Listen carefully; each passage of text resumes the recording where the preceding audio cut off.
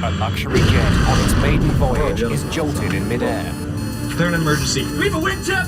The plane has lost part of its wing. It became clear that we were in very, very big trouble. The crew struggles to land the badly damaged plane.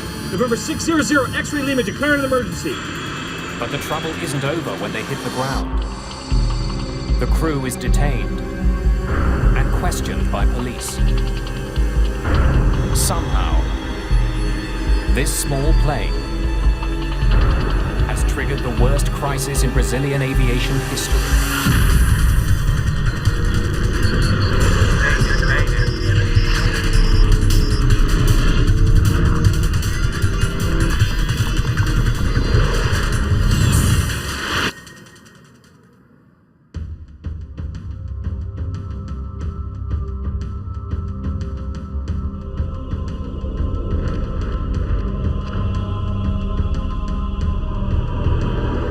September the 29th, 2006, in São José dos Campos, Brazil. 3, 2, 1! It's a big day at Embraer headquarters. The Brazilian aviation firm has just sold a brand new private jet to XLR, a US charter company. The price tag, $25 million. It's a beautiful airplane, and there was a beautiful little ceremony that Embraer had in the hangar just before we got on the plane. And the guys from XLR were particularly proud. The Legacy is a modified regional jet. The cabin redesigned for comfort. It can seat up to 13 people. And in its first 4 years of service, Embraer has delivered almost 100 of these sleek business jets. XLR will use the jet to fly customers around the world. But first, the company has to get the plane up to the United States. Joseph Lepore and Jan Palladino will be at the controls for the jet's maiden voyage. They've been down in Brazil for a couple of weeks, getting familiar with the new plane. Joe Sharkey is a reporter for the New York Times. He's been offered a free ride home. We were delivering an airplane, basically, and my role was hitchhiker, and they kindly invited me along.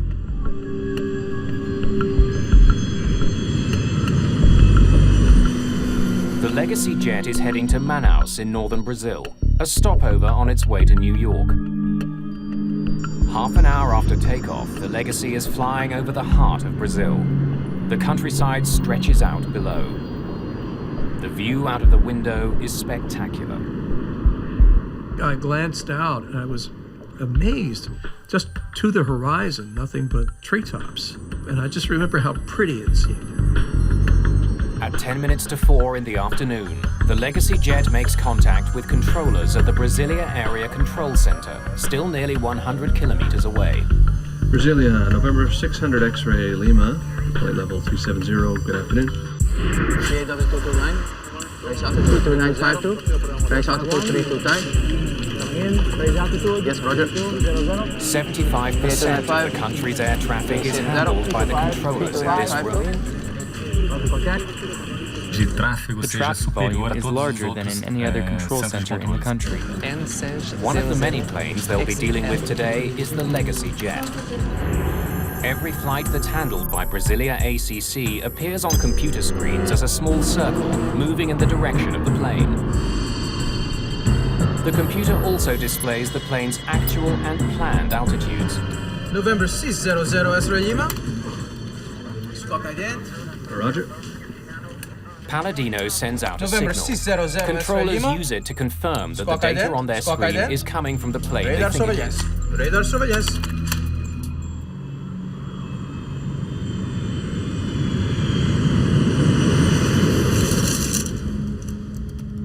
An hour later, the flight has settled into a familiar routine. Mood sort of settled down, everybody was working, and it was just a very, very calm and peaceful time. I was transcribing notes from one of the interviews from the Embraer tour. Brasilia, November 600 X-ray Lima. But in the cockpit, Palladino is having trouble getting back in touch with air traffic controllers in Brasilia. Brasilia, November 600 X-ray Lima. He can't raise controllers on the frequency he used almost an hour ago. He tries other channels.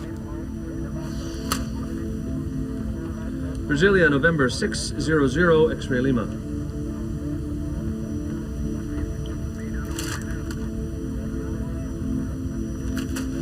Brasilia, November 600 X-ray Lima. November 600 X-ray Lima. After 12 attempts, Palladino finally gets in touch with Brasilia ACC, this time with a different controller who provides radio frequencies for future contact. Contact 123.32. 26.5. I'm sorry, I didn't get the last two. Sorry, say frequency one more time for November 600 X-ray Lima. The Legacy loses radio contact again. Brasilia, November 600 X-ray Lima.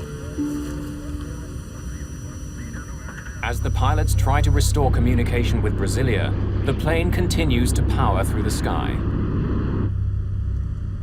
It's just minutes before 5 o'clock.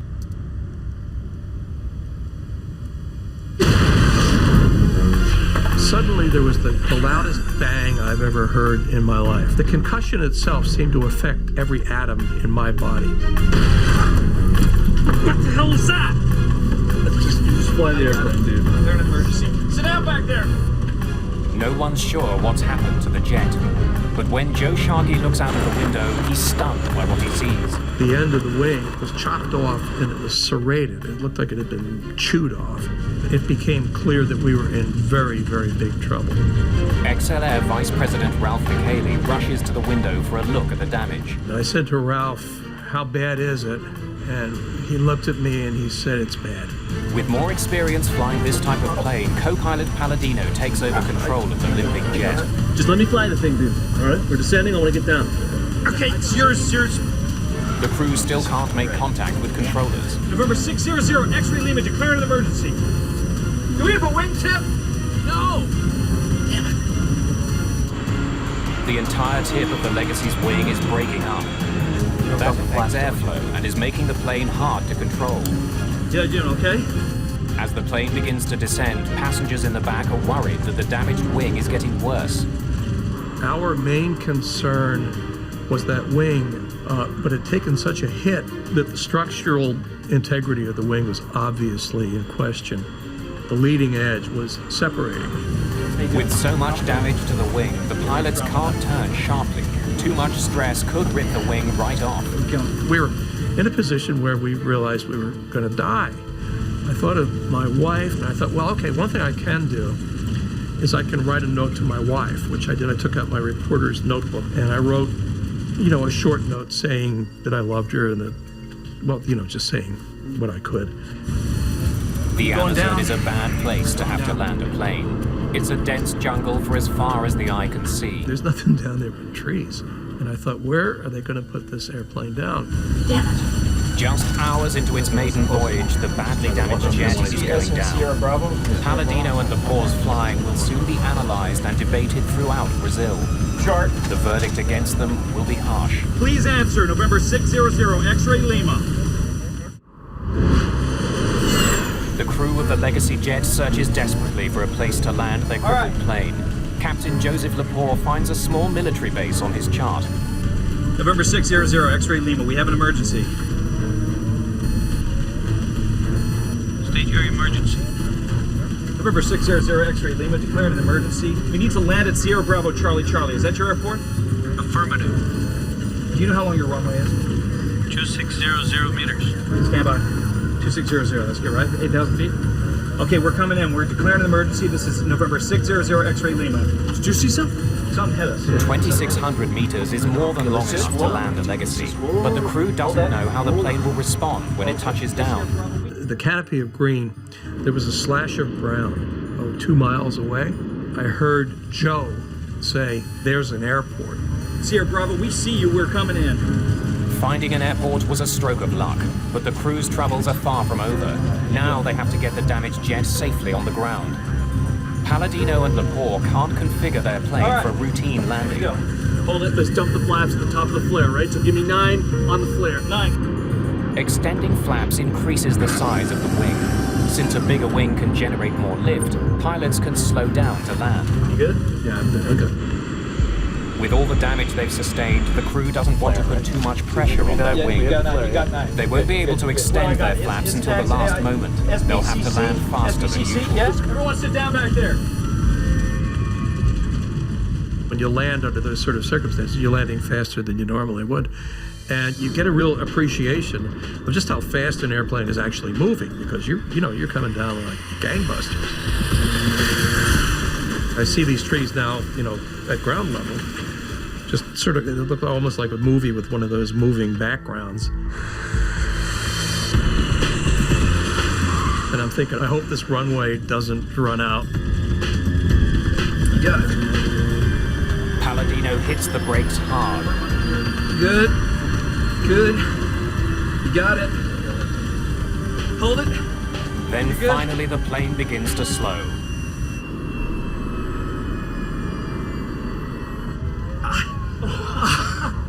Woo! Good job. Oh, man.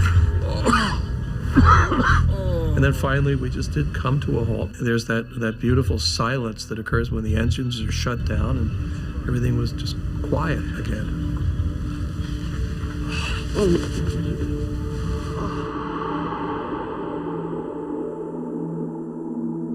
For more than 25 minutes, the business jet had flown with part of its wing torn off. There's also damage to the plane's tail.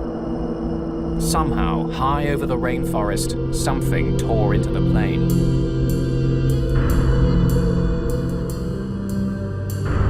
The bizarre day takes another strange twist. Because they've landed at a military base, soldiers confiscate the passports of everyone on board. And that's the point at which I realized that we were in custody. I don't think the others on the airplane had the immediate sense that this was a custodial situation. Along with the two pilots, the jet's passengers are taken to the nearby airbase.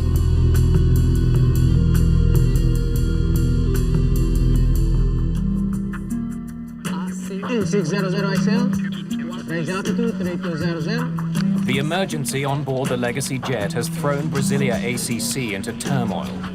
But it's not the only problem controllers there are facing. Takeoff. Another plane they're expecting to see hasn't shown up. Goal Flight 1907 should be on radar in Brasilia.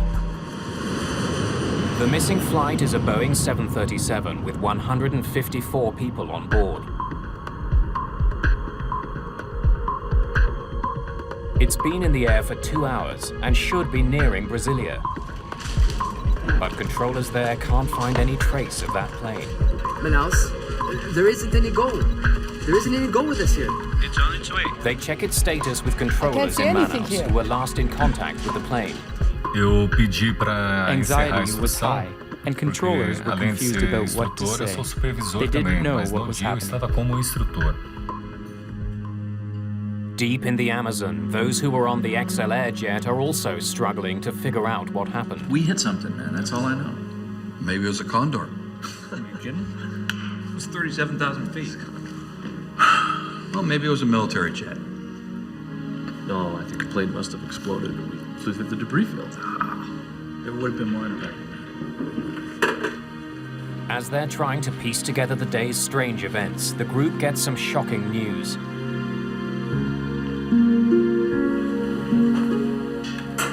A Goal flight has crashed. It's the plane that's been missing. I just heard the 737 went down in the Amazon right where we were.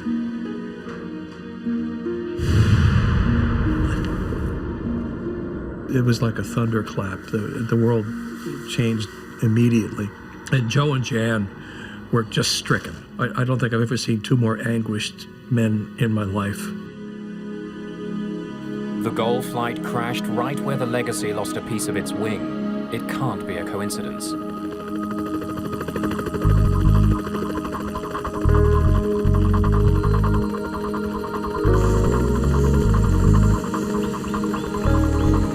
Approximately 100 kilometers from the military base, the wreckage of Gol Flight 1907 has been found.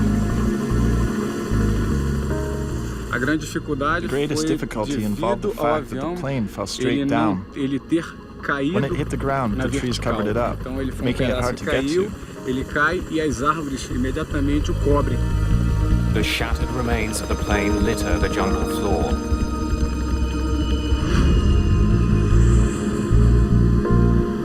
The news hits controllers in Brasilia extremely hard. They had just realized that the worst thing that could happen in air control happened. People were crying. A lot of people had to be dragged out of the room. Things were not under control in the room. Over the next several days, troops pour over the scene of the Gol crash. The dense jungle slows their progress. Nós levamos ali aproximadamente para caminhar To walk about 1 kilometer in the forest took us about an hour. Nós levamos ali pelo menos 1 hora.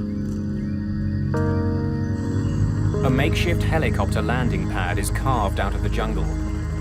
It's becoming increasingly clear that no one has survived. 154 people are killed.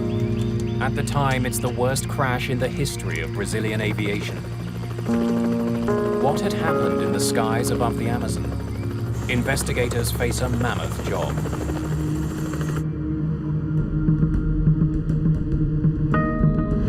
Colonel Rufino Ferreira is in charge of the investigation into the Gol crash. An investigator always has to keep an open mind. You can't start with any preconceived ideas. When we arrived at the location of the accident, the only thing we knew for sure was that we had found the plane that was missing. The wreckage of the Gol jet is spread over more than 2 kilometers. The widespread debris tells investigators that the plane ripped apart before crashing to the ground. The aircraft disintegrated during fall. It hit the ground in pieces.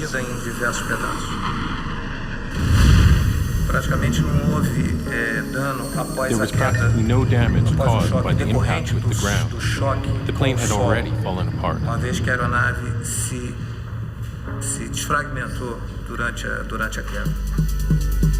On October the 2nd, just 3 days after the crash, the plane's flight data recorder is found. Most of the cockpit voice recorder is also recovered, except for one critical part. In this accident, the impact was so strong that the module separated from the recorder. Modern voice recorders don't use tape. Conversations are recorded digitally onto a memory module. But that part of the Gol CVR has broken free.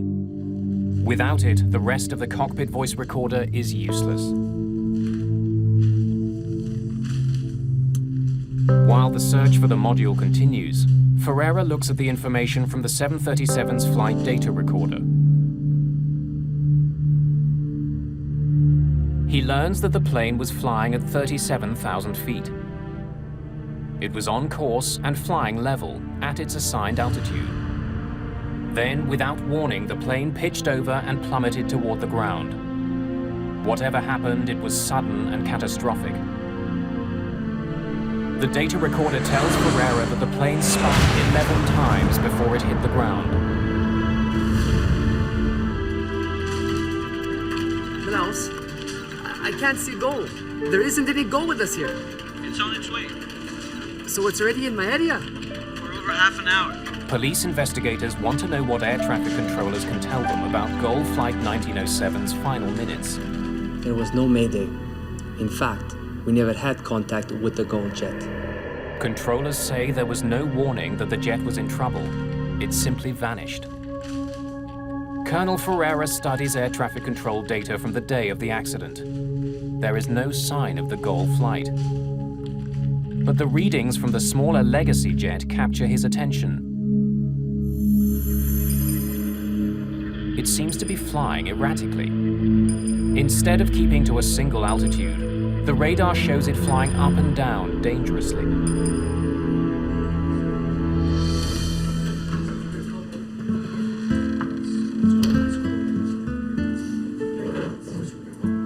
Perhaps the private jet pilots were testing out their new plane by climbing and descending quickly. They may have collided with the Gold jet as a result of their reckless flying. When that information leaks out to the country's newspapers, it makes front-page news. The population thought it was unjust that a smaller aircraft was able to make an emergency landing while the larger aircraft with 154 people just fell into the Amazon and everyone died. Neither Lepore nor Palladino are officially charged, but they are confined to a hotel room in Brazil while the investigation continues.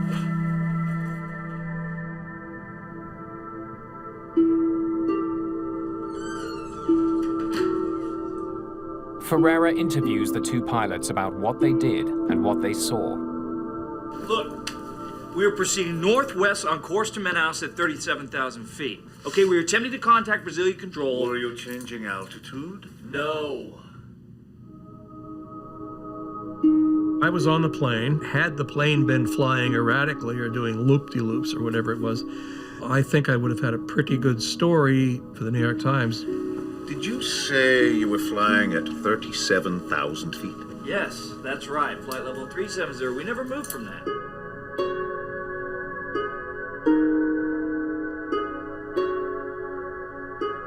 When he reviews the information from the Legacy's flight data recorder, Ferreira confirms the pilot's story. Although the ground radar shows the Legacy flying wildly, the data from the plane shows that it didn't change altitude at all. But there is something shocking about the Legacy's path. The business jet was flying north to Manaus, the Gold flight south from Manaus.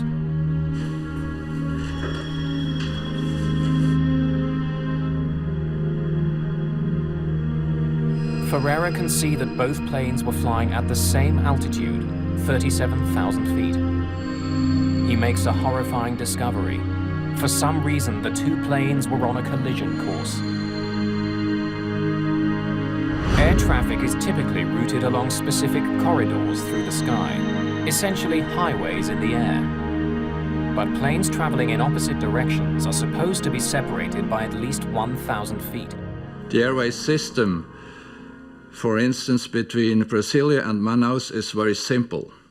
It makes airplanes fly northbound, maintaining even levels, and airplanes flying southbound, maintaining odd levels. But somehow, the Legacy jet and the Gold 737 were traveling down the same aerial highway in opposite directions. For long minutes, they were heading straight for each other. It seems more and more likely that the two planes collided.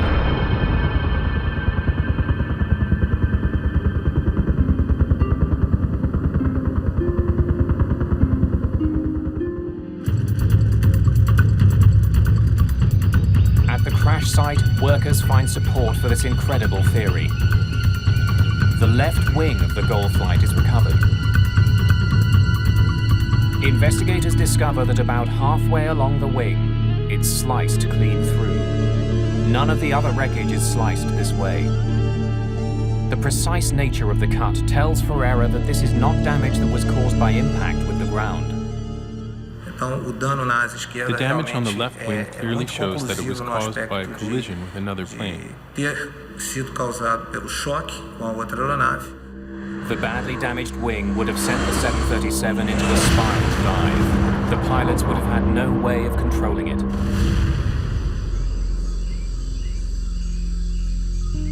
The sudden spiral motion would have pulled the plane apart. It's the reason the wreckage is spread over such a wide area. Ferreira finds the most conclusive evidence of a collision on the Legacy's damaged wing. Foram encontradas marcas muito pequenas. On the Legacy, we found very small traces of paint that came from the Gold wing. Considerada como da cor da aeronave da Gold. Together, the planes had a combined speed of 1,600 kilometers an hour. At that speed, the wingtip of the small jet easily sliced through the 737. Colonel Ferreira now understands what caused the Gold jet to crash, but he doesn't know why. How had the two jets ended up in the exact same airspace without anybody noticing?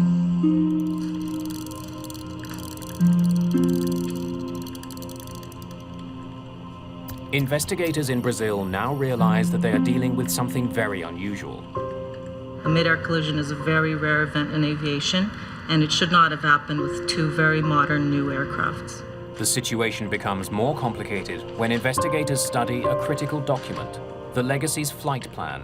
Flight plans are filed by using a standard form which is the same all over the world. The form will contain the flight number as well as requested flight level or altitude. According to this document, when it collided with the Goal flight, the executive jet wasn't expected to be at 37,000 feet. The Legacy's flight plan called for the jet to fly at 37,000 feet only until it reached Brasilia, then descend to 36,000. But the collision took place 850 kilometers northwest of Brasilia, well past the point where the Legacy was supposed to descend. So why hadn't the Legacy followed its flight plan? The flight plan calls for you to descend to 360 at Brasilia. Why didn't you? We weren't told to. Before we took off, we were cleared for 370 all the way to Manaus. That's what we did, sir. I don't know where you're getting the information from. Yeah, we followed the rules. We were not told to descend, and we did not descend.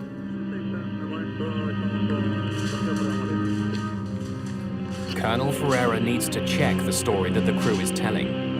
He wants to know exactly what they were told by controllers when they took off from São José dos Campos. November 600 X-ray Lima, ATC permission for Manaus, flight level 370. The Legacy's last instruction was to fly all the way to Manaus at 37,000 feet. The pilots obeyed that instruction even though it differed from their flight plan.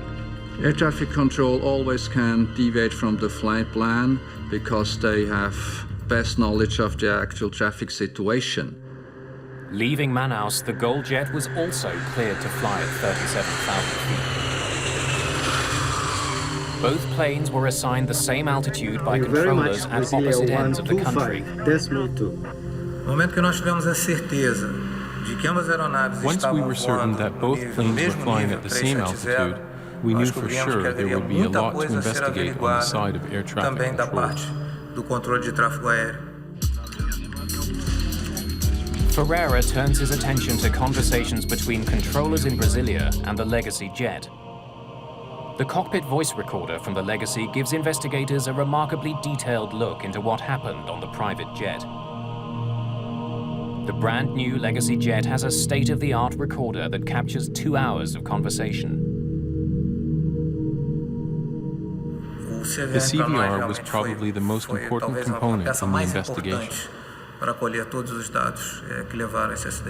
600 X-ray At 10 minutes to 4, the crew is told to change radio frequencies and get in touch with the controller monitoring their flight. Change frequency to 125050. Decimal 1, I'm sorry, 12505, good day.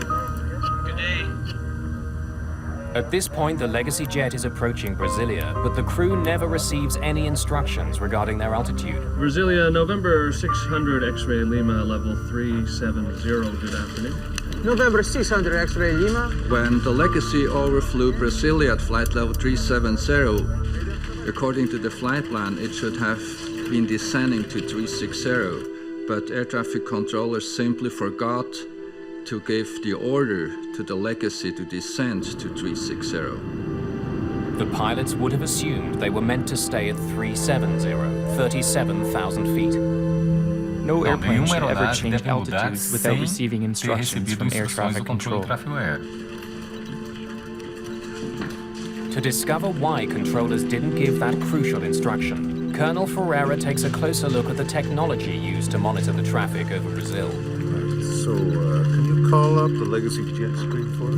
Na tela radar, nós recebemos a informação On de the radar velocidade, screen, we see the altitude, speed, e o and the transponder transponder, que é o information of each módulo alfa, plane. que nós chamamos, que é o código transponder da aeronave para a identificação de cada aeronave. Each flight has an individual code assigned to it that helps controllers track it. Underneath that, there are two separate numbers. On the left, the plane's actual altitude. On the right, the altitude the plane is supposed to be at according to its flight plan. So here, the number changes to 360. As the Legacy jet passed over Brasilia, the number on the right, the planned altitude, changed. The computerized system automatically updated it.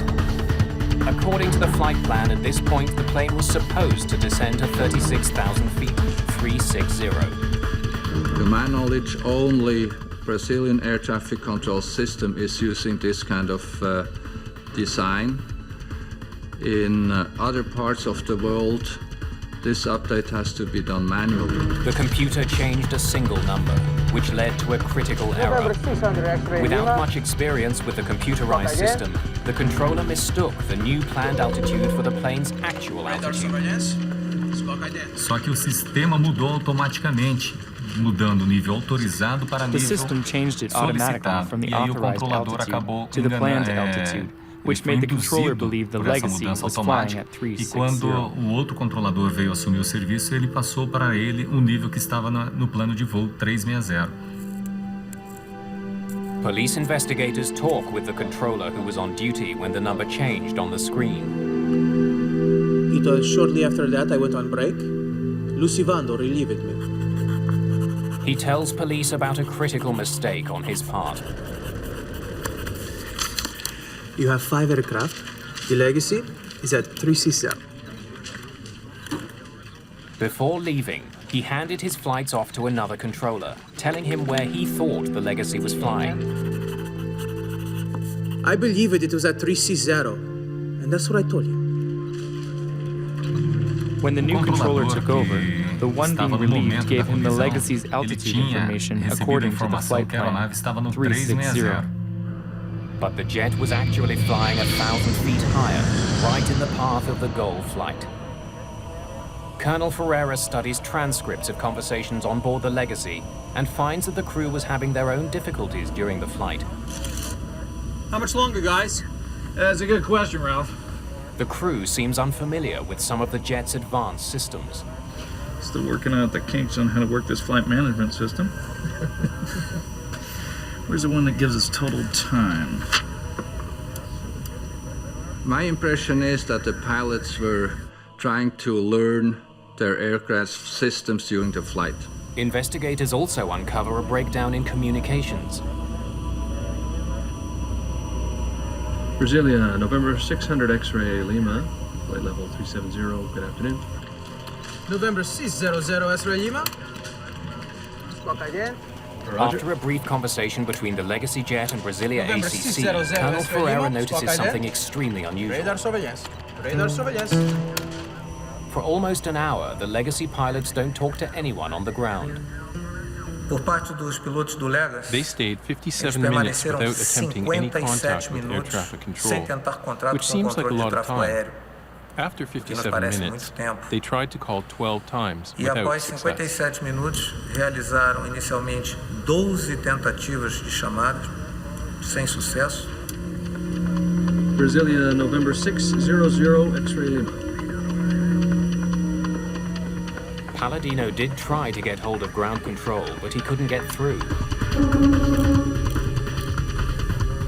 Brasilia, November 600 X-ray Lima. He then tried the backup frequencies listed on his navigation charts. Brasilia, November 600 X-ray Lima. November 600 X-ray Lima. His only contact, a single garbled message. 6 Smoke 5. Sorry, say frequency one more time for November 600 X-ray Lima. Both pilots and air traffic controller should have been more concerned of maintaining two-way contact all the time. This is their duty. Brasilia, November 600 X-ray Lima. Had pilots and controllers spoken, they might have discovered that the Legacy was flying north in a corridor reserved for southbound traffic. As the public learns about the mistakes in the Air Traffic Control Center, there is growing pressure to make some changes. We wanted to understand what had happened to these people inside the control room. The controllers should have been able to see on their radar screens that these two airplanes were flying in a collision course. Brazilian air traffic control is one of the last in the world to be run largely by the country's military. Since they're run by the military, they're run by the Brazilian Air Force, we did not have complete access to information except for what was released. As fingers are pointed at controllers, many of them come forward with stories of overwork and poor training. They complained that they weren't well trained in English language, which is the international aviation language. Also, they had complaints about their equipment. In fact, the controller who incorrectly reported the Legacy's altitude had been on the job for only a year.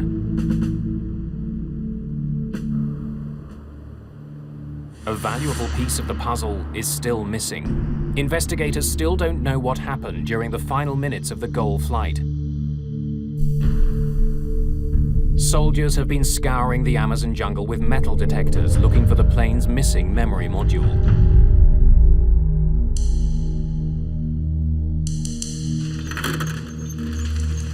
Almost a month after the crash, they find it.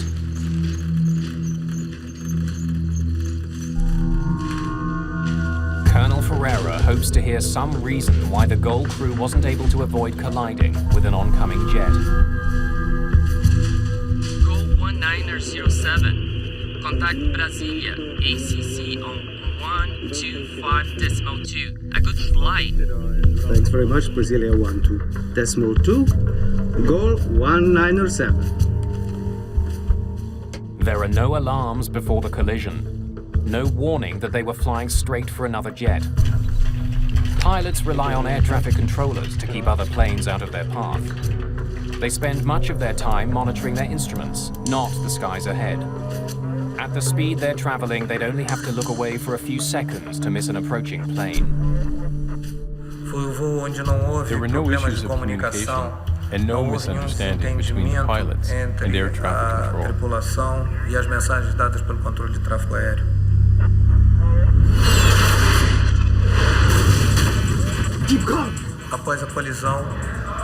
They had no idea what had just happened to their plane and fought until the end to regain control.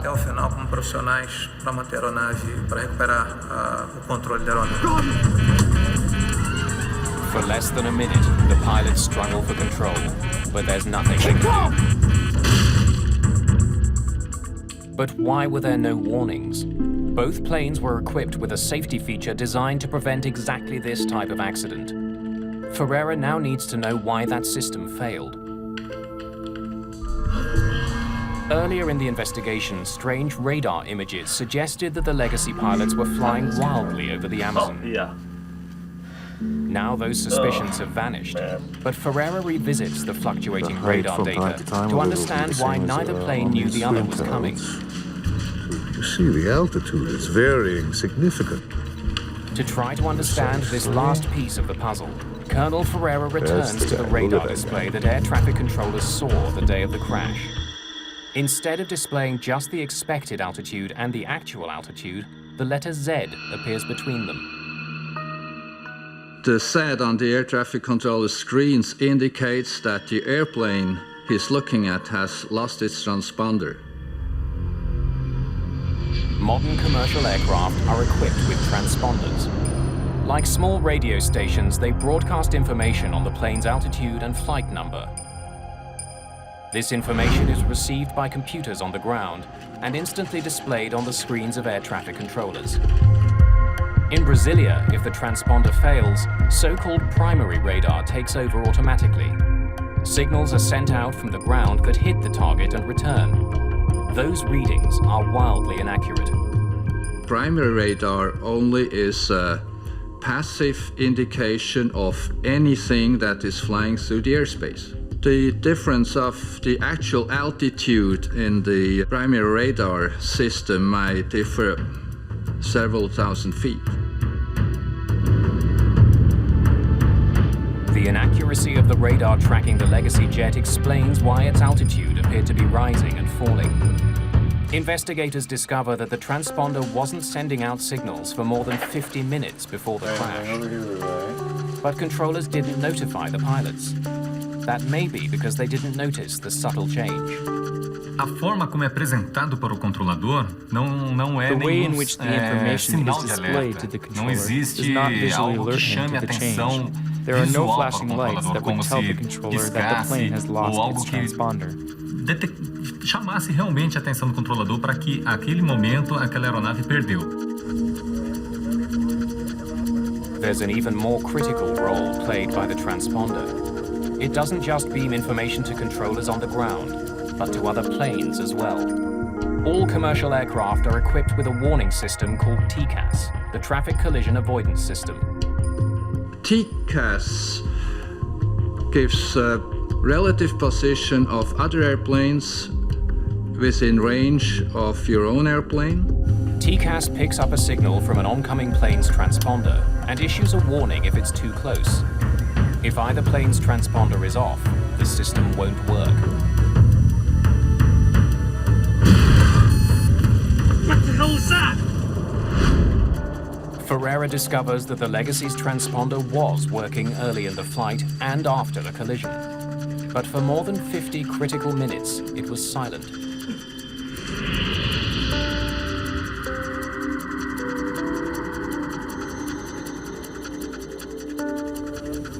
How had a state-of-the-art jet, just off the factory floor, developed problems with its transponder? Parada de funcionamento de transmissão do transponder. The failure of the transponder certainly contributed to this accident. Para a ocorrência do acidente. E nós tínhamos and we had to find a out what caused it necessidade to de fail. descobrir o que causou essa interrupção no funcionamento.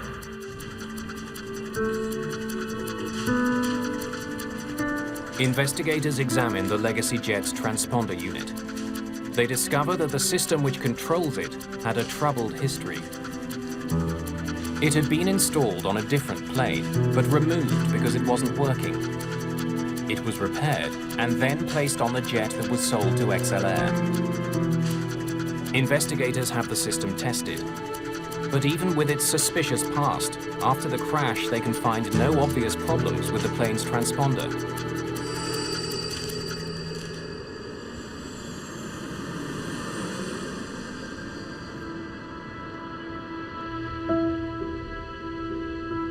Now this is the layout now on the standard one in the Legacy jet.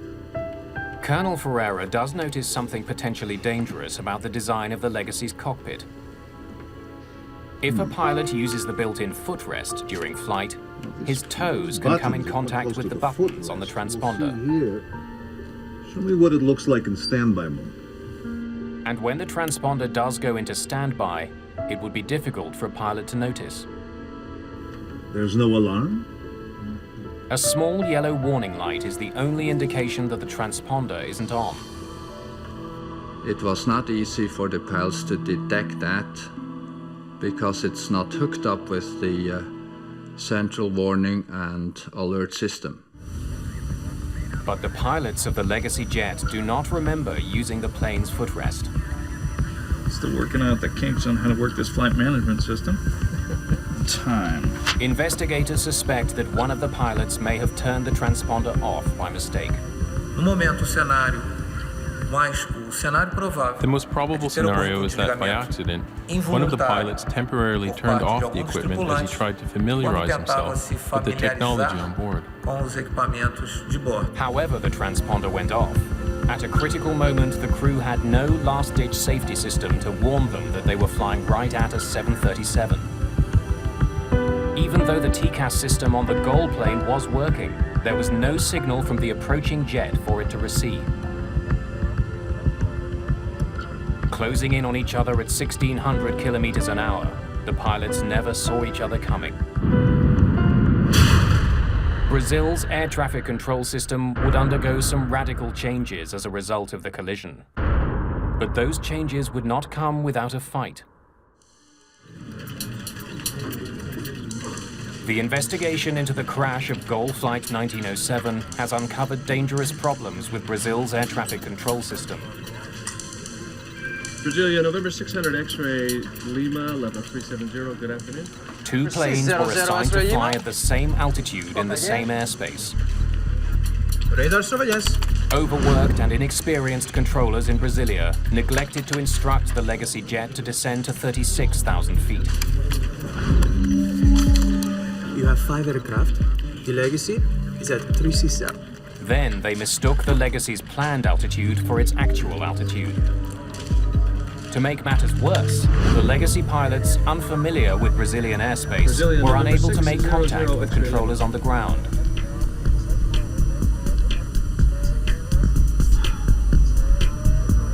And somehow the transponder, which broadcasts their location in the sky, went silent,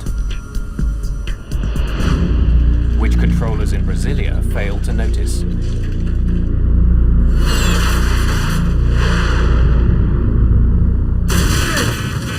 Keep going.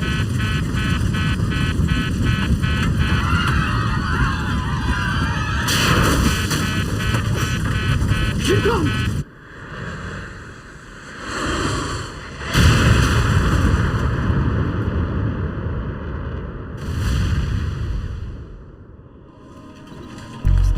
A multi-billion-dollar ATC system designed to keep planes apart had failed to detect 2 planes on a collision course.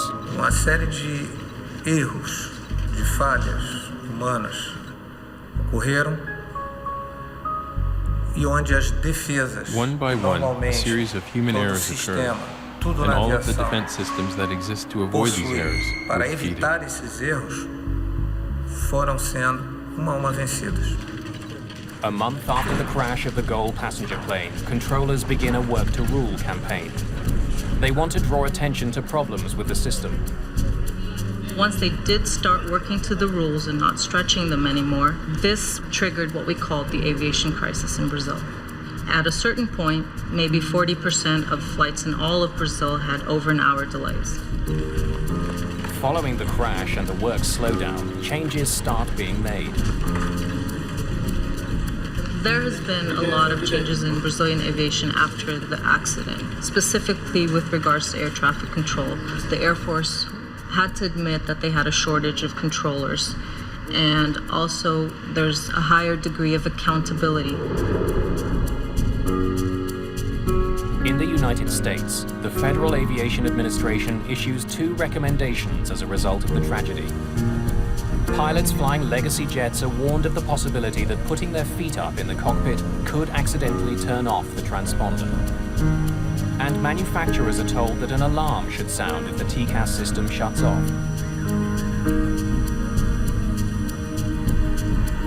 The controllers who were involved in the crash are charged with varying degrees of manslaughter.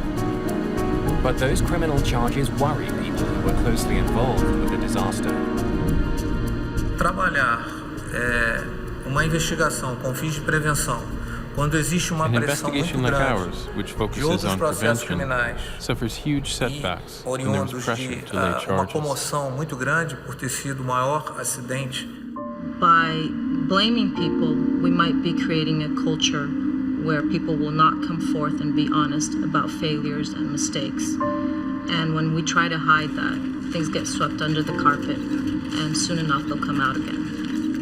Nenhum controlador sai de casa hoje No controller pensando que leaves his vai home in the bater morning avião thinking ou he's ele going to quebra crash a o plane. avião. And so the Então, a criminalização criminalization só only atrapalha a interferes with investigação investigations that que can pode, prevent no further futuro pode vir accidents. a evitar novos acidentes. More than 2 months after the crash, the crew of the Legacy jet is finally allowed to return to the United States. Joe and Jan barely got out of the country. There was an attempt to hold them under what I thought was a cobbled together initial criminal charge of, quote, failing to ensure the safety of Brazilian skies. While we are all grateful for the safe return of Joe and Jan and everyone aboard the Legacy, we are all saddened by this tragedy which took many innocent lives. More than a year after the accident, the Legacy jet that survived a mid-air collision was still at the airfield in the Amazon. Its maiden voyage cut short by a tragic series of technological and human errors.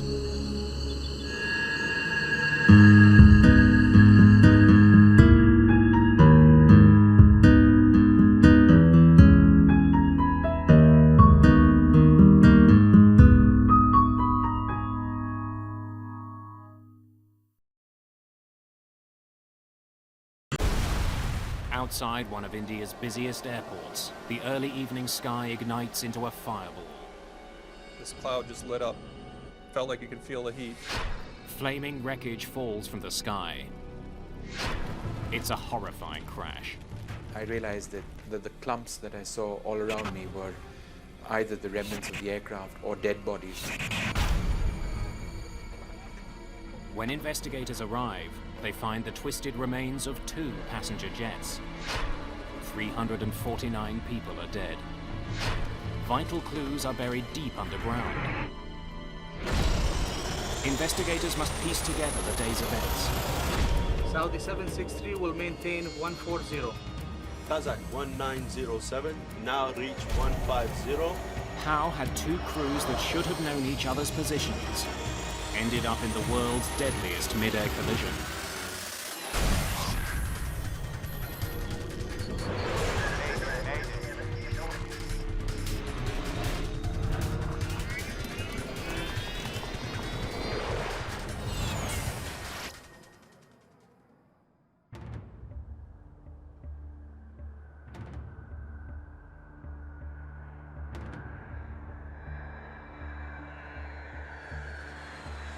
Indira Gandhi International Airport, New Delhi.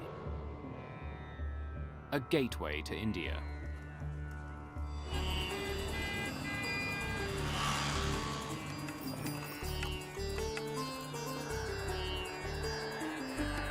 November the 12th, 1996. Busy?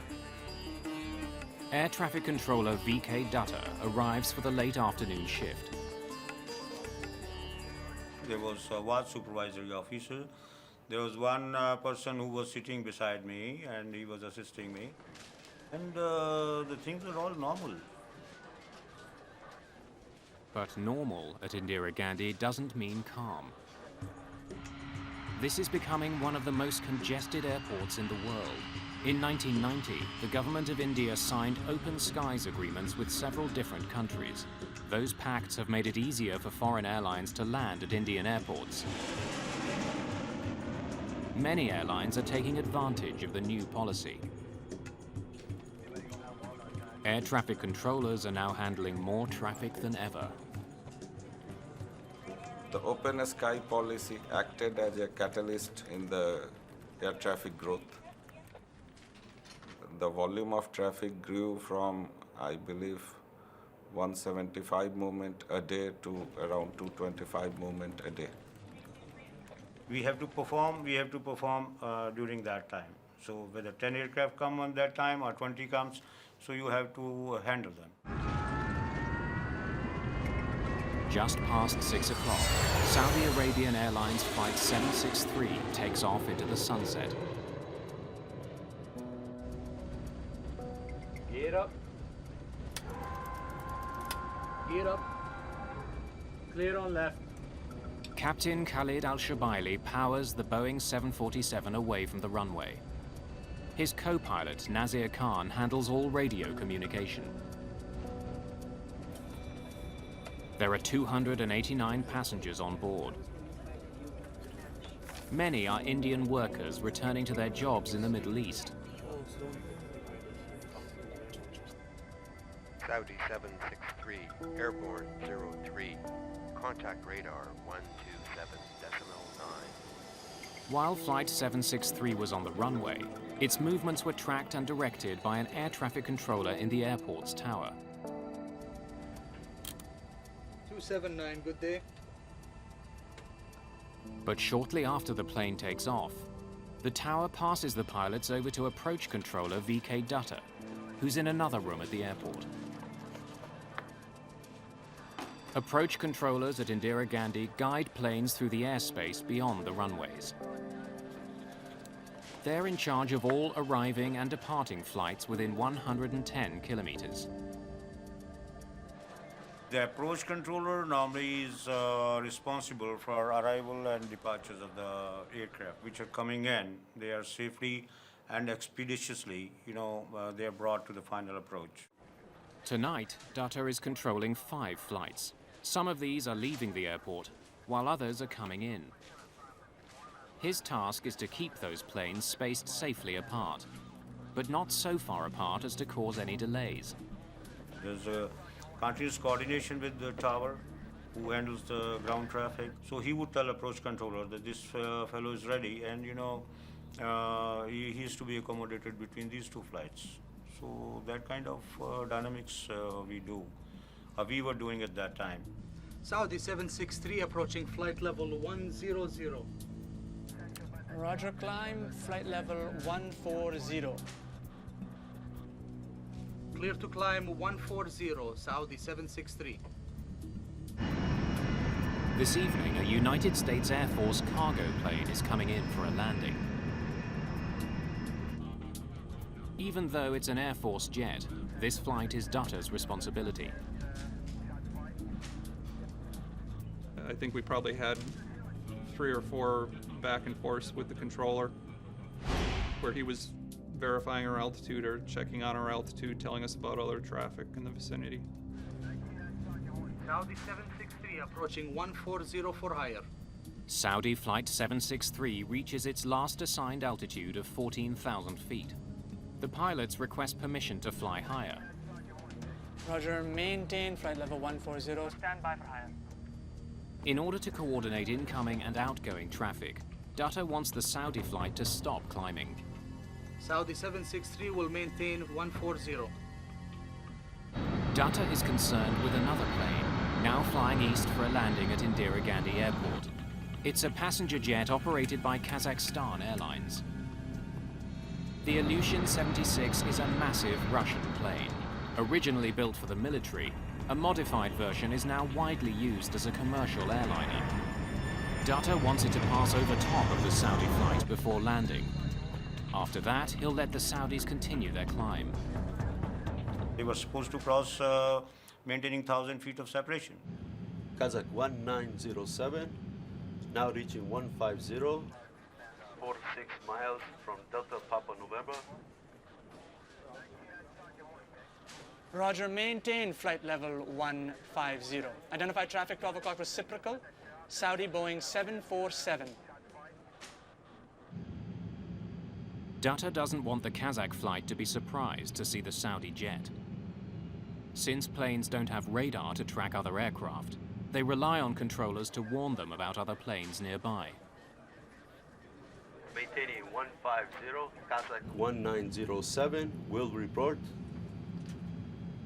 How many miles? All pilots tuned to the approach control radio frequency are able to hear one another as they communicate with the ground. How many miles? 8 miles now. It was strictly visual and trying to pick up on the radios where everyone else is at and what they're up to. Traffic is at 8 miles, level 140. Suddenly, a massive explosion shatters the evening's calm.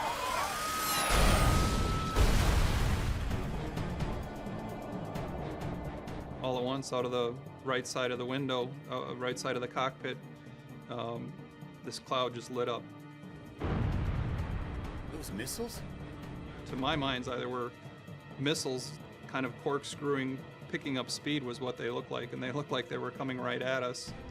We actually started veering the aircraft away before it became apparent that they weren't coming at us.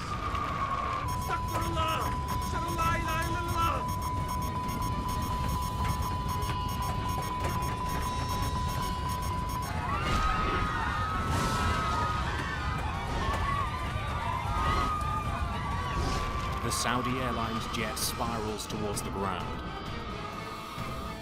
Billy, this is 1815. 1815, say again? Got on the radio right away, called the controller. We saw something that looks like a big explosion.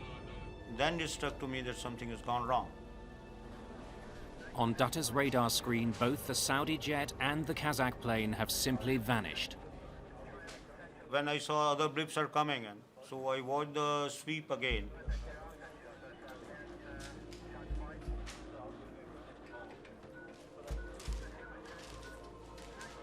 But they were not there at all. We then heard the controller call for the Saudi Air jet and the Ilyushin. Saudi 763? With no response. That was obviously very bone-chilling. Something tragic has happened in the skies near New Delhi's airport.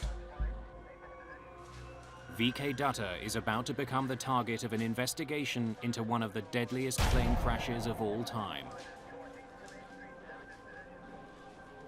Kazak 1907, report your position. At New Delhi's airport, a sense of dread is growing. 2 planes have vanished from approach control's radar. The worst nightmare an air traffic controller has is the Midair police. Saudi 763. Together, the 2 missing planes were carrying 349 people. Kazak 1907, report position. I gave 1 or 2 calls to Kazak or Saudi. Saudi 763. I forward how many kids I have, where my wife is, whom I am related to.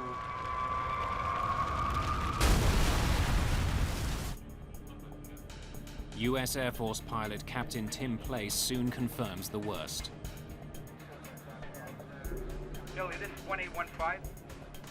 1815. What did you see? 2 distinct fires on the ground. 2 fires on the ground. Confirm? Confirm. Confirm. Roger. My senior came to me, so I told him the accident happened. I told people who were to do search and rescue that the aircraft have crashed at 40 nautical miles west of Delhi. 2 planes have gone down over Chakri Dadri. Chakri Dadri is a town 65 kilometers west of New Delhi.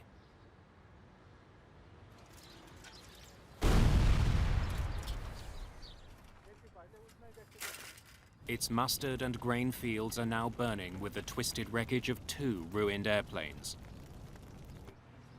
All of a sudden, the sky turned a bright red color, and I saw fire and smoke.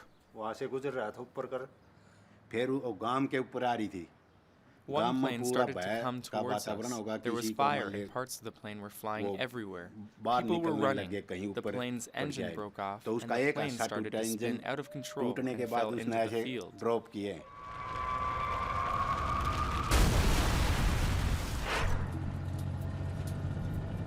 I was told that there's been a mid-air collision. Apparently there's a jumbo jet which may be involved, and why don't you just head out?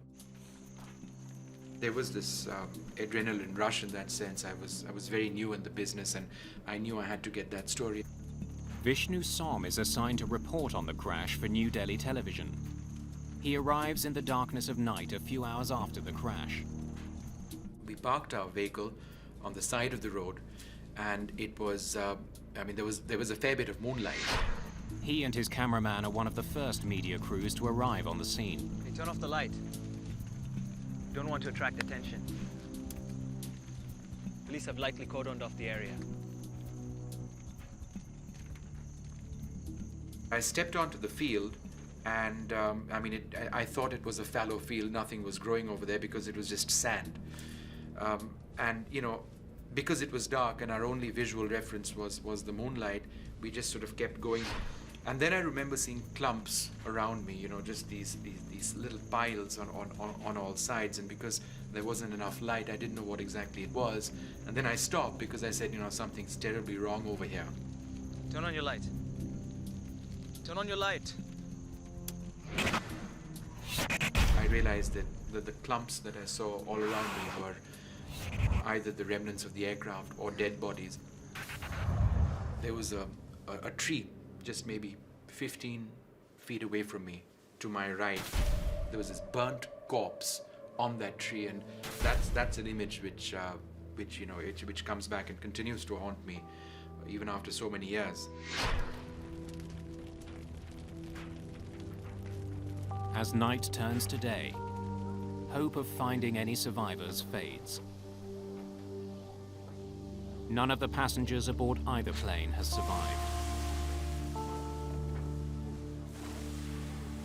349 people are dead. It's the worst mid-air collision of all time. News of the crash spreads around the world. What remains clear is that there was more than one set of factors that might have resulted in the collision. We have two very separate wreckage fields. Captain KPS Nair is one of the first investigators on the scene.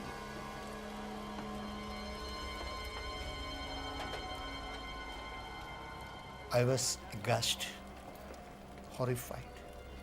I can't explain it because I had not seen anything like that before. It is something which I can't explain. The Kazak flight and the Saudi Airlines jet have fallen 7 kilometers from each other. Investigators have two separate crash sites to examine, but they know one cause will explain both accidents. It's unlike a single aircraft falling somewhere. Two large-bodied aircraft colliding each other in the sky. There are different causes. How had two planes that were supposed to be 1,000 feet apart collided? Investigators consider three possibilities. An error on the part of the air traffic controller, an error by one of the crews, or the failure of an instrument on one of the planes. They hope the mangled wreckage will hold the clues they need. Their first priority is to find the black boxes from both planes. They record cockpit conversations along with critical data about the flight, like its altitude, speed, and heading. Although fire has ravaged the wreck sites, the black boxes from both planes are found on the first day of the investigation.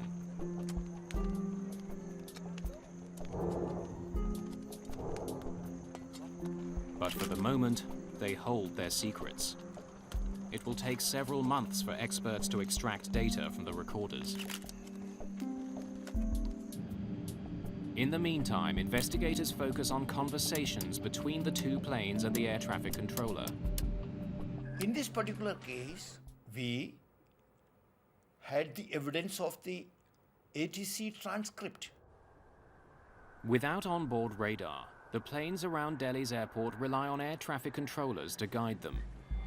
VK Dutta comes under enormous pressure. Did he make mistakes that caused the worst mid-air collision ever? Those times were bad. These media people, they crowd foul. So I told them that, there was no fault of mine. Hi, I'm VK Dutta. I'm sorry to keep you waiting. Have a seat. Investigators want to know everything that Dutta did on the night of the crash. Was traffic heavy? Evenings are always busy. Dutta's radar doesn't track a plane's altitude. Instead, controllers in New Delhi write a plane's last reported position on a strip of paper. The strips are continually updated. It's the only way for controllers to keep track of the altitude of the planes under their control. Level information is not there, so level has to be confirmed by the pilot. Kazak 1907, now reaching 150. Air traffic controllers can only know a plane's altitude when the pilots report it. Are these your notes? Yes, sir. This is the Kazak one, and this is the Saudi one. Investigators learned that Dutta was in charge of 5 flights at the time of the accident, and that the Saudi and Kazakh flights were flying in opposite directions of the same aerial pathway. The area that Dutta manages is divided into a network of air corridors. Controllers use them to channel flights in and out of the airport. But many of the corridors are used for military flights. In fact, even at such a busy airport, there's only one main corridor for commercial planes. In cases like this, there are strict rules he has to follow. Between two aircraft, the requirements specify a vertical minimum separation of 1,000 feet. When aircraft fly through the sky, They leave turbulence in their wake, like boats on the water. It can affect the planes around them. Air traffic controllers deal with this by keeping planes at different altitudes. Roger, maintain flight level 140, stand by for higher. Dutta was supposed to ensure that the two planes were 1,000 feet apart as they approached each other. He planned to do what he'd done many times before, have the incoming plane pass 1,000 feet over top of the outbound plane. It was a routine procedure, but somehow the two planes had ended up on a collision course. One of the two planes was not where it should have been. Investigators wonder if Dutta made a mistake that led to the horrific crash. Poring through the ATC transcripts, investigators quickly learned that Dutta had given the two planes the proper directions. But since his radar doesn't display altitude, there was no way for him to tell if the planes followed those instructions. Investigators are so convinced that Dutta did nothing wrong that 3 days after the crash, he's back on duty. When my family and other people heard this, there was a little sigh of relief that, our guy is safe. Investigators return to the crash site. They are hoping to recover certain instruments from the two aircraft. Perhaps a mechanical failure had led one of the planes off course.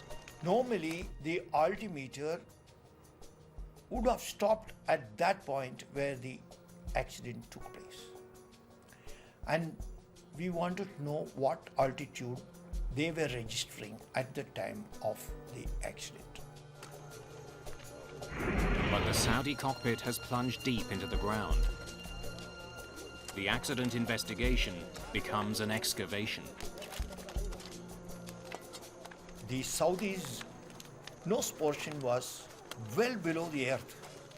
It was about 10 to 12 meters below. The end of the nose had gone that far below. Machines had to be brought in, excavators, to dig up and lift the cockpit of the Saudi aircraft. The altimeters of the Kazak flight are easier to find. That plane didn't crash nose first. There's some chance there are clues about its exact altitude at the time of the accident.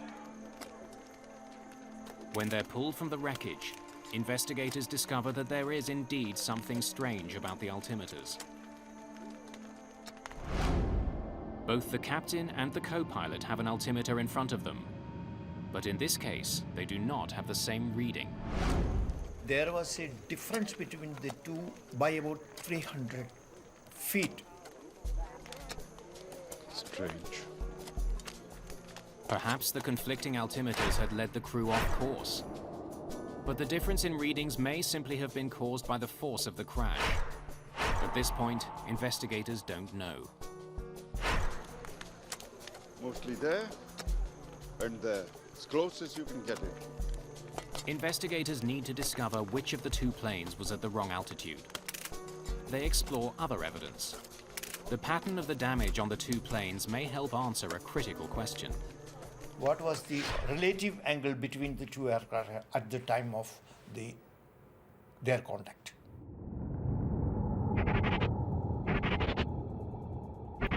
Most of the pieces from the two planes are kilometers apart, but a large section of the tail from the Saudi aircraft is found near the beginning of the debris field.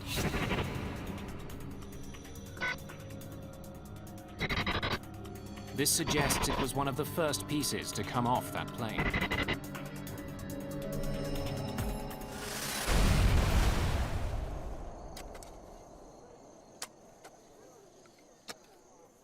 The significant points of contact in this particular accident in the air was between the tail end of the IL-76 and the wing portion of the Boeing 747 of Saudi Air. The tail of the Kazak plane appears to have pierced through the left wing of the Saudi jet. If that's the case, the Kazak flight hadn't been above the Saudi jet when they collided, as air traffic controllers thought. It must have been below it. It's a puzzling discovery that adds to the mystery. Investigators still don't know which plane was in the wrong airspace. What they do know is that once the two planes hit, there was no hope for either crew. After hitting the other plane's wing, the Kazak plane's tail tore through the horizontal stabilizer at the rear of the Saudi 747. 5.5 meters of it is torn off. Without it, the Saudi crew can't control their plane. The result is the aircraft goes into uncontrollable spiral.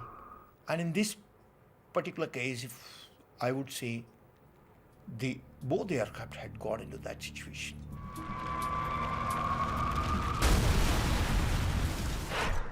What they've found in the wreckage of the two jets frustrates the investigators.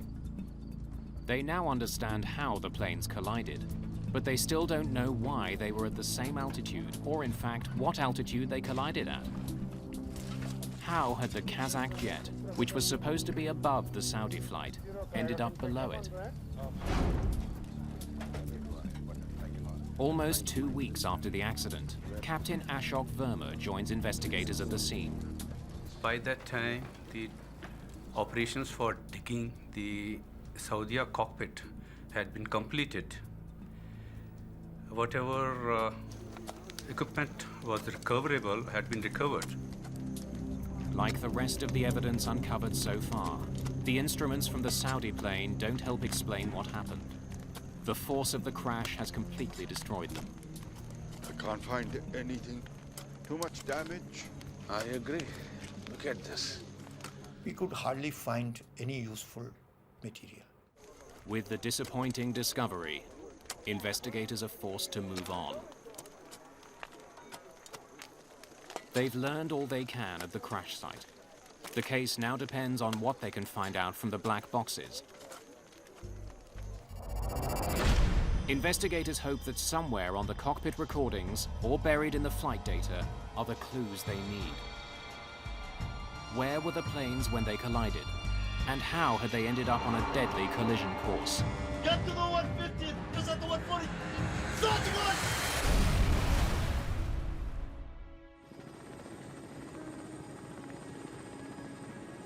It's been 3 months since the mid-air collision of two passenger jets near New Delhi.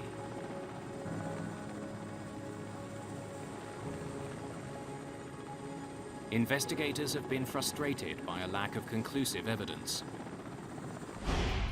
They hope the plane's black boxes will help them solve the case.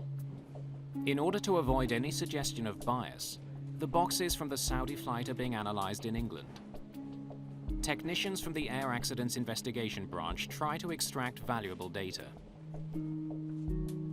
The neutrality of state where the recorders are handled was an essential thing. Each plane was equipped with 2 black boxes, a flight data recorder and a cockpit voice recorder. The flight data recorder contains information on dozens of aspects of a plane's performance.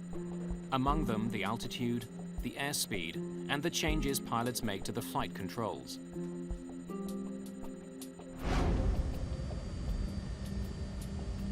The cockpit voice recorder picks up all the conversations in the cockpit. 279, good day. As investigators try to learn more about the collision near New Delhi, they use the information stored on the black boxes to make a chronology of events. Peter Shepard is head of the recorder section of the Air Accidents Investigation Branch. He'll work backwards from the moment of impact. The point of collision is reasonably well defined by rapid changes in parameters on each aircraft. If we make that our time zero point, we can then relate that to the individual times and build up a common time base. First, Shepard and his team concentrate on the Saudi 747. Saudi 763 approaching 140 for higher. Roger, maintain flight level 140. Stand by for higher. Saudi 763 will maintain 140. The CVR reveals that the Saudi pilots received clear instructions about their altitude and seem to have understood them. After being told to hold at 14,000 feet, there was no discussion of climbing to a higher altitude, which would have taken them into the path of the Kazak flight. Next, Shepard looks at the flight data recorder to confirm that the Saudi flight actually followed the instructions it was given. The recorder from the Saudi flight showed us that the altitude had been normal during climb out. The Saudi pilots leveled off at 14,108 feet, well within their safe corridor.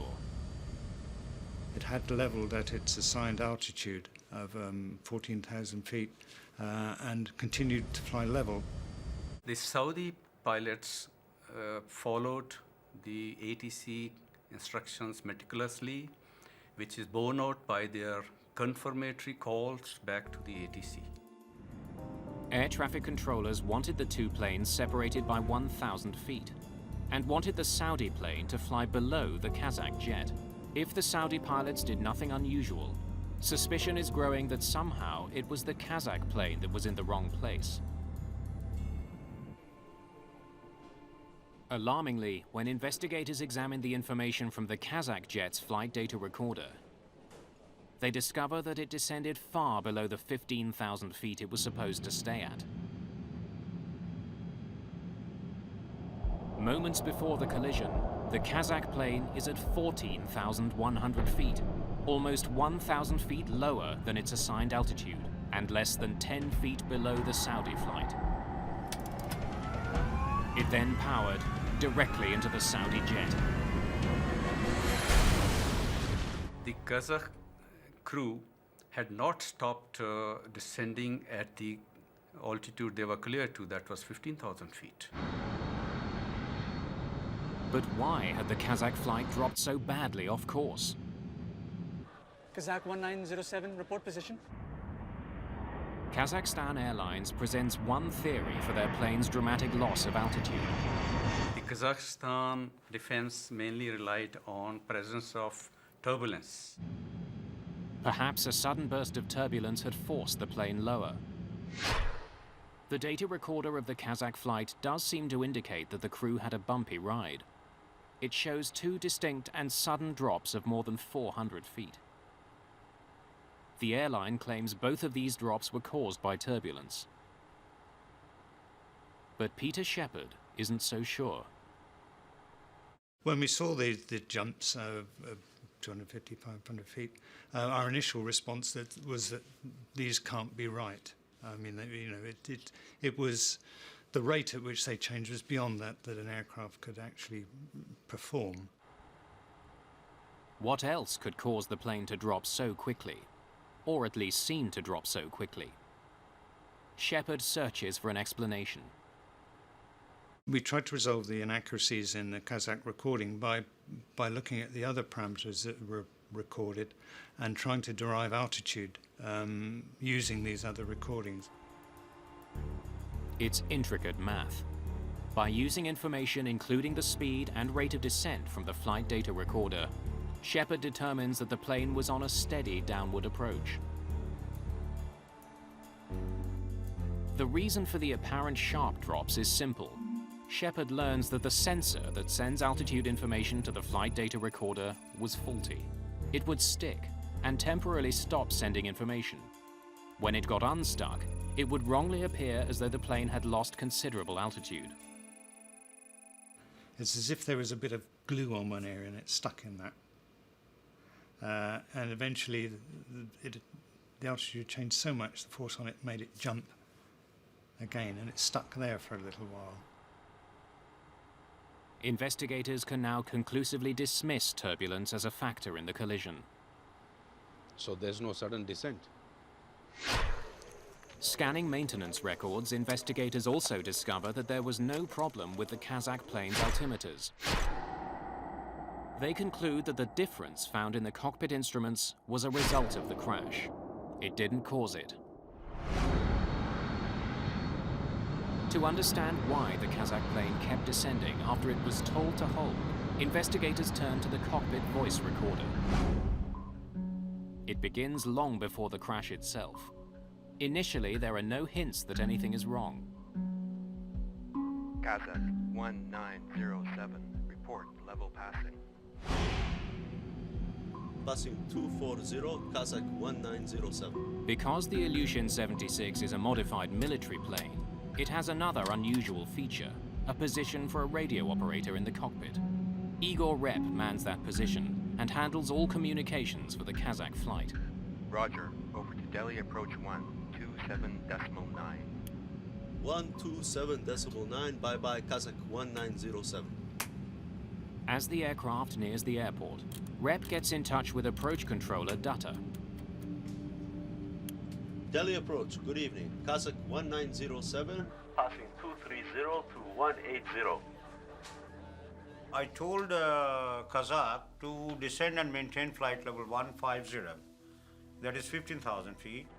Roger, Kazak 1907. Descend flight level 150. Report reaching. 1,000 feet vertical separation is sufficient, and that was granted to the two aircraft. Kazak 1907, now reach 150. The Kazakhstan radio operator had at one time stated reaching flight level 150. It's just 1 minute before the impact.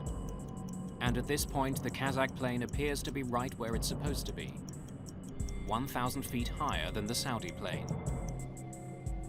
But investigators know that instead of leveling off, the plane continued to descend. This is where the trouble starts. As investigators compare the flight data information to the cockpit voice, they notice something disturbing. Kazakh 1907, now reach 150. When Rep calls out that they've descended to 15,000 feet, he's actually over 1,000 feet higher than he thinks he is.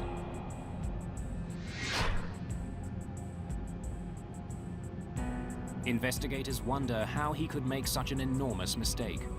Why would he say he was at 15,000 feet, when in fact he was at 16,000? They consider the layout of the cockpit. A radio operator does not have his independent altimeter. There are two metric altimeters fitted in front of, one each in front of the pilots. With some effort, the radio operator could also see this. Whatever the reason, Rep is mistaken about his plane's height, and he's the only one in contact with the ground. Despite being told to remain at 15,000 feet, the plane continues to descend. As it does, Dutta issues a warning to the Kazakh pilots. Identified traffic, 12 o'clock reciprocal, Saudi Boeing 747 and 10 miles. Likely to cross in another 5 miles. Report if in sight. He tells them to watch out for the Saudi flight, but the Kazakh jet just keeps flying lower. Ahead. Ahead. Just before the crash, Igor Rep seems to have recognized that the plane is now flying dangerously low. But his warning doesn't come in time. Keep the 150. Do not descend. Accelerate, Sanyo. The cockpit voice recorder proves what investigators found in the flight data. At the time of the crash, the Kazakh jet was trying desperately to get back on course. Get to the 150 and cruise at the 140. Stop the one! But investigators are still puzzled. Why had the Kazakh plane kept descending? After ruling out controller's error, ruling out the mechanical failure, do you have to go further into details of human behavior during the operation of a flight? Kazakhstan is one of several now independent republics that used to be part of the Soviet Union. The national airline has a reputation at Indira Gandhi Airport. There was always a sense that, these were small fly-by-night operators essentially doing the charter business, and they didn't necessarily follow the conventions of modern Western aviation. We examined their background of knowledge of English language. The crew in the Soviet states, they pass English examination, but they're not fluent in spoken English. Verma now listens more closely to the cockpit voice recorder. looking for an indication that the crew misunderstood their instructions. Had a language barrier caused the crash? How many miles? Traffic is at 8 miles, level 140. Did the Kazakh pilots confuse their own altitude with that allocated to the Saudi aircraft? Report 8 miles. Verma finds that members of this crew weren't communicating clearly with each other. Igor Rep was responsible for communication with the ground, but there's no indication that the pilot and co-pilot were listening to his instructions. Switch on, engine inlet heating. While the rest of the crew was busy discussing arrival procedures, Rep alone seemed to be occupied with their altitude. Now looking, 1907. It is a usual practice that the briefing for the arrival is completed before start of descent, so that all crew can pay full attention to the radio. While the radio operator appears to have understood that the Saudi plane was at 14,000 feet, investigators believe the co-pilot thought that he was cleared to 14,000 feet and continued his descent. Hold the level. What level were we given? When the pilot does respond, he seems confused. I think pilots did not pay that much attention and relied too much on the radio operator and to navigate the aircraft during this critical phase. The decision to increase power and stop descending ends in tragedy. Keep the 150. Do not descend. Accelerate, Sanyo. Get to the 150 and visit the 140. Stop one!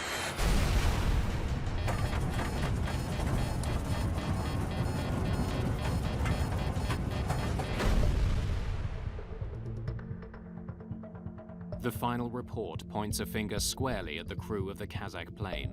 In the wrong place at the wrong time. A simple misunderstanding led to the deaths of 349 people.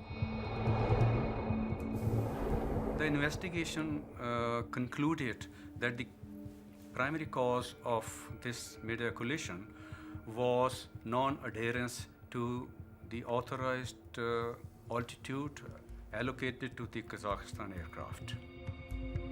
Investigators are confident they know what caused the worst mid-air collision in aviation history. But there are steps they want the industry to take to help make Indira Gandhi Airport safer. What they find is that the technology that could have prevented this accident was already at the airport. Saudi 763. Investigators have determined that poor cockpit communication and a simple misunderstanding caused a devastating accident which killed almost 350 people.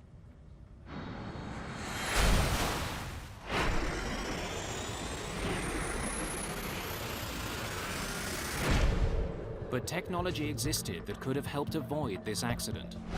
Systems that would have helped both the pilots in the air and the controllers on the ground. Investigators are especially critical of the radar that was being used in New Delhi. Air traffic controllers did rely on fairly outdated technology at that stage. There wasn't any secondary radar available at Delhi Airport. There was only an old primary radar. Primary radar sends out radio signals to locate airplanes in the sky. The signal bounces off the plane and back to a dish on the ground. It reads a plane's position, but not its altitude. The primary radar gives you a 2D picture. Secondary radar works differently. A transponder aboard an aircraft sends a message to the ground with key information about the flight, including its altitude. Saudi 763 approaching flight level 100. Roger, climb, flight level 140. On the day of the collision, approach controller VK Dutta could only rely on what the crews told him about their aircraft's altitudes. Kazak 1907. Now reach 150. The Kazakh radio operator said that they were flying at 15,000 feet, but Dutta had no way to confirm that. If he had known the Kazakh flight's actual altitude, he could have diverted the Saudi flight from its path.